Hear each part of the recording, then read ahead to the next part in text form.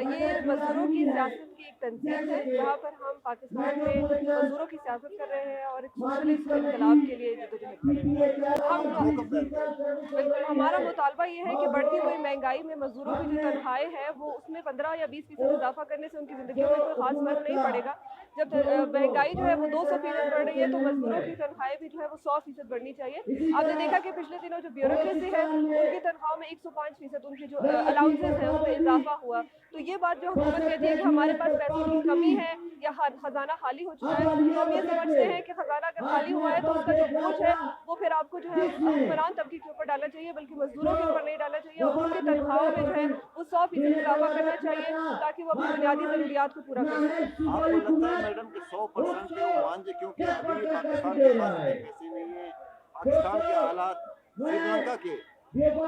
لنکا کے حالات کی طرف جا رہے ہیں, اس پہ کیا؟ میں یہ نہیں مانتی کہ پاکستان کے پاس پیسے نہیں ہیں. ہاں میں یہ ضرور مانتی ہوں کہ ان پیسوں کی جو ایلوکیشن ہے وہ غلط طریقے سے کی جا رہی ہے. جب بڑی بڑی جو کمپنیاں ہیں اور بڑے بڑے ادارے ہیں ان کو سبسڈیز دی جا سکتی ہیں تو میرا خیال ہے کہ مزدوروں کو بھی جو ہے وہ ان کی تنخواہوں میں اضافہ کیا جا سکتا ہے. اور اگر پاکستان کا خزانہ واقعی خالی ہے تو میرا خیال ہے کہ اس میں جو حکمران طبقہ ہے, چاہے وہ پرائم منسٹر ہو یا یہاں پہ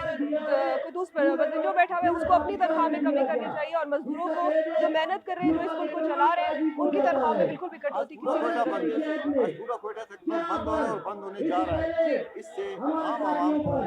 عام عوام کو اس سے دشواری ضرور ہوگی, لیکن عام عوام کو مہنگائی سے زیادہ دشواری ہوتی ہے. اور میرا خیال ہے عوام کو ان ورکرز کا ساتھ دینا چاہیے, ان کی جدوجہد میں ان کا حصہ بننا چاہیے, اور اس اسٹرائک کو جو ہے وہ بلوچستان سے بھی آگے بڑھا کے پورے پاکستان کی طرف لے کے جانا چاہیے. کیونکہ جب پورا کوئٹہ, نہ صرف کوئٹہ بلکہ پورا بلوچستان اور پاکستان بند ہوگا تو ہم یہ سمجھ سکیں گے کہ اصل میں اس ملک کو چلانے والے لوگ کون ہیں, اور وہ وہی لوگ ہیں جو یہاں اس وقت بیٹھے ہوئے ہیں.